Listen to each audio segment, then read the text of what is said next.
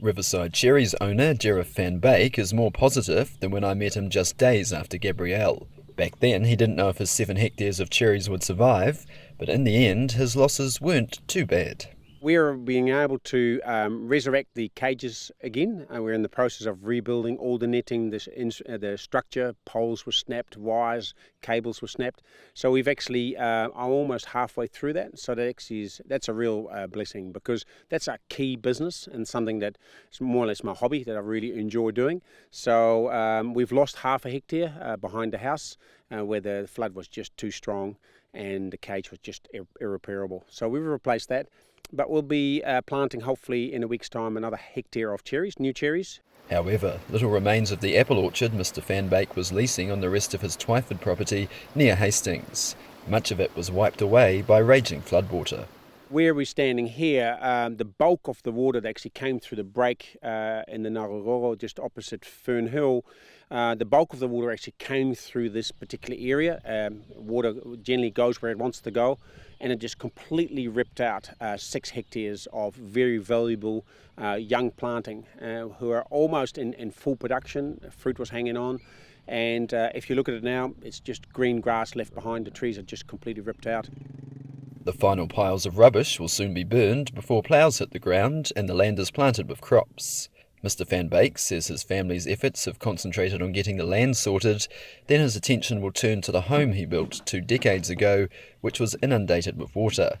For now, the straw bale-lined structure has been secured and dried out. We've put 6x2 framing inside with reinforcement steel, then we sprayed concrete in, so that's about 100 mil thick, and then we put another framing on the inside to make sure that this is now secure. So we can leave this standing for 12-18 months if we had to. Even an earthquake wouldn't damage this, because we want to keep the integrity of the house and the look of the house. So that's what we've done, and that's been really great.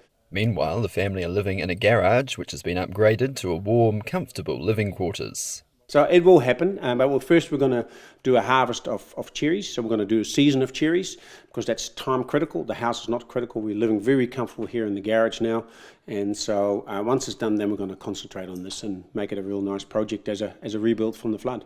Mr Van Beek says he's feeling optimistic and has even had the chance to help other growers clean up as a way of repaying the kindness shown to him when volunteers arrived to shovel silt. For apple grower Leon Stallard, who has 8 hectares between Paki and Havelock North, life's a waiting game, as only time will reveal if his trees will survive. We won't know until the buds break, really, so it's a really unknown at this stage. I mean, we're always optimistic that it could be okay. In the autumn time, when they lost their leaves, they were still underwater basically, but they appeared to operate normally. The leaves seemed to hang in there until the very end, which was what you want to see. So there was no signs of them defoliating too early. Mr Stallard's land simply filled up with water, which has nowhere to drain and which has remained for most of the winter. We finally got rid of the water last week, to be honest. I mean, it's gone once or twice, but every time it rains now, this year we've nearly had 800 mils of rain for the year, and for the whole year normally we get under 700. So we're into next year's rain already, and we're only early August. So we've been pumping the water out of the orchard, and part of the problem is that the water table is on top of the surface.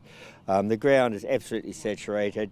When I visited Mr Stallard's orchard in February, we sloshed around in mud, looking at apples waiting to be picked. Some fruit was harvested, but much had to stay on the trees.